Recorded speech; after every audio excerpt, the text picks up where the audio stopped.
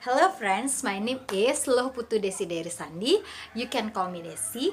I'm from 6B class. So in this occasion, I would like to interpret a video about a coronavirus. So check it out.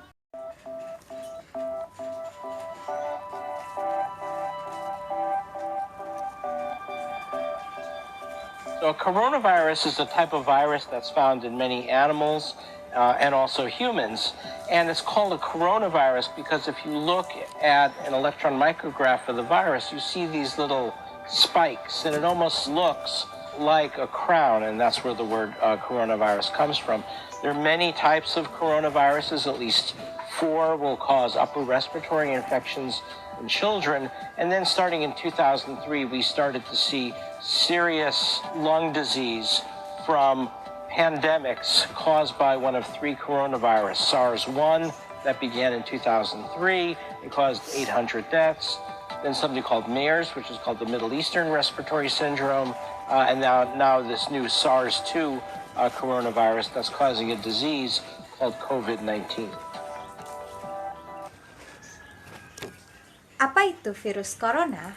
Virus corona adalah jenis virus yang ditemukan pada banyak hewan dan juga manusia. Ini disebut dengan virus corona karena jika Anda melihat mikrograf dari virus ini, Anda akan melihat paku kecil ini dan hampir terlihat seperti mahkota atau crown. Dan dari situlah kata virus corona berasal. Dan dari banyak jenis virus corona, setidaknya terdapat 4 yang akan menyebabkan infeksi saluran pernapasan atas pada anak-anak. Dan kemudian pada tahun 2003 kita mulai melihat penyakit paru-paru serius dari pandemi yang disebabkan oleh salah satu dari 3 virus corona, SARS, yang dimulai pada tahun 2003. Ini menyebabkan 800 kematian. Dan kemudian sesuatu yang disebut dengan sindrom pernapasan Timur Tengah, dan sekarang virus corona SARS ini menyebabkan penyakit COVID-19.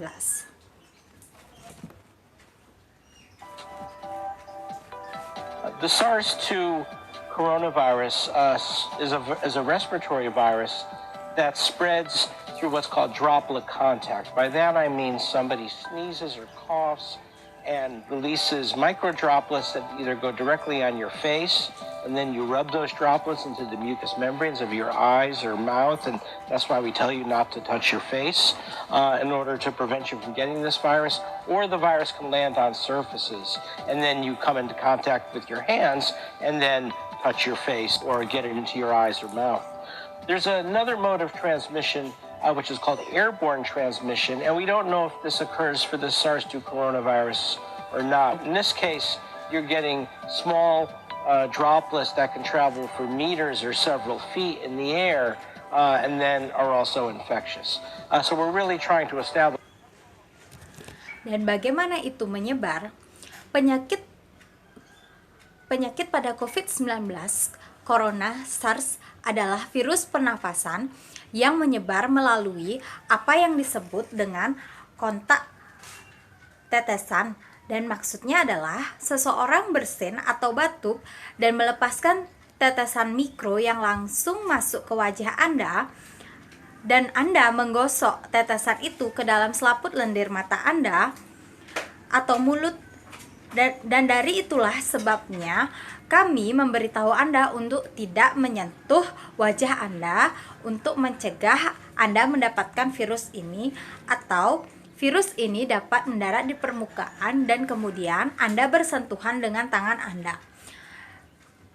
Dan ini disebut dengan transmisi udara, dan kami tidak tahu apakah ini terjadi untuk artikel ini atau virus ini tidak dalam kasus ini.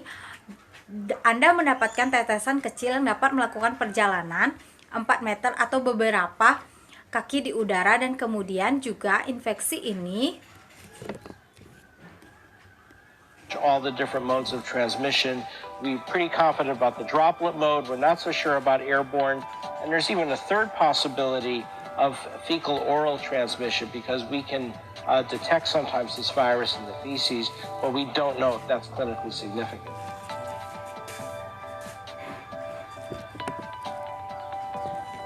The classic symptoms of COVID-19 caused by the SARS-2 coronavirus is fever, cough, and in many patients, respiratory distress.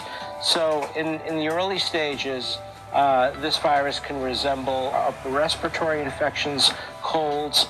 Later on, it can resemble the flu. But the serious component of when this virus travels deep into the lungs, especially in individuals who are older, who have underlying chronic conditions such as diabetes or hypertension, it can cause a very serious respiratory illness characterized by shortness of breath and difficulty oxygenating the bloodstream.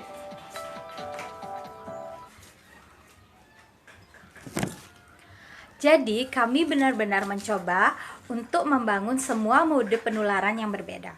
Kami cukup yakin tentang mode tetesan yang kami tidak begitu yakin tentang udara. Dan bahkan ada kemungkinan ketiga penularan ini melalui tinja karena kami kadang-kadang dapat mendeteksi virus ini di wajah, tetapi ini kita tidak tahu itu akan signifikan.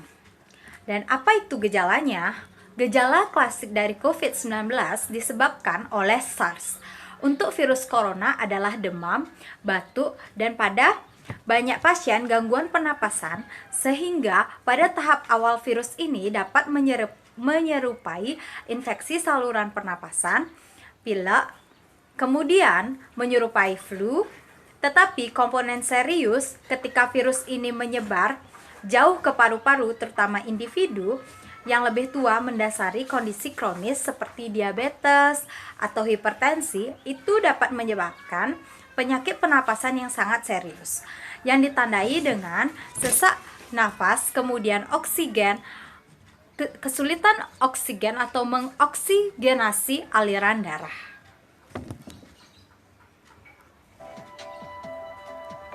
Right now, we currently have no antiviral drug for the treatment of this virus. So the only treatment that we have are for severely ill patients who may require intubation in an intensive care unit and other supportive treatments. Right now, we don't have a vaccine for the SARS-2 coronavirus. Here at Baylor College of Medicine, our National School of Tropical Medicine, together with Texas Children's Hospital, we've developed one prototype vaccine and are developing a second one, but this is still going to be a long ways off because it has to go through clinical testing. So without the benefit of a vaccine, what we have to use is old-fashioned methods to Saat ini kami tidak memiliki obat antivirus untuk pengobatan virus ini. Sehingga satu-satunya pengobatan yang kami miliki adalah untuk pasien yang sakit parah atau memerlukan intubasi di unit perawatan intensif dan perawatan pendukung lainnya. Saat ini kami tidak memiliki vaksin untuk virus corona. SARS yang di sini di Baylor College of Medicine atau Sekolah Kedokteran Tropis Nasional kami bersama-sama dengan Rumah Sakit Anak-anak Texas, kami telah mengembangkan satu vaksin prototipe dan sedang mengembangkan yang kedua. Tetapi ini masih akan menjadi cara yang panjang karena harus melalui pengujian klinis, sehingga tanpa manfaat dari vaksin itu apa yang kami gunakan metode kuno untuk mencegah diri Anda dari infeksi.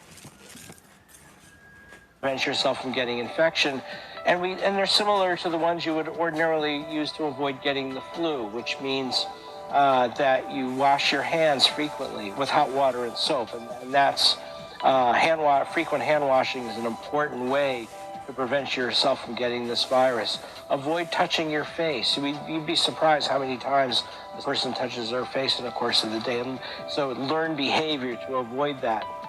Also, potentially avoiding large crowds where people might be transmitting the virus, especially if we hear that there's community transmission going on. Be mindful and look out in the coming days and weeks whether that starts to occur. I think it's more of a question of being mindful than worried. Right now, there is no significant level of community-based transmission, meaning unless you've traveled overseas or come into contact and acquired the virus there, or come into contact with somebody known to have the virus.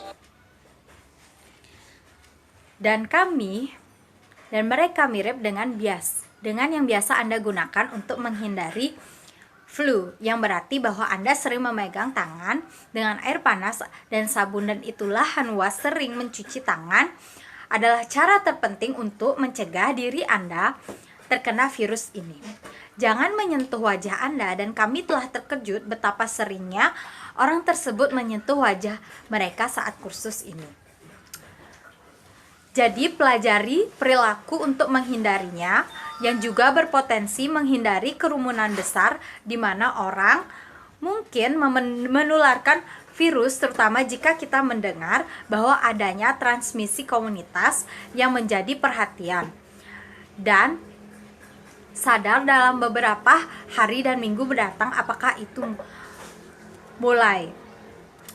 Dan seberapa khawatirnya saya pikir itu lebih merupakan pertanyaan untuk menjadi sadar daripada khawatir. Sekarang tidak ada tingkat signifikan mengenai makna transmisi berbasis komunitas, kecuali jika Anda telah berpergian ke luar negeri atau melakukan kontak dan memperoleh virus, atau melakukan kontak dengan seseorang yang telah diketahui memiliki virus.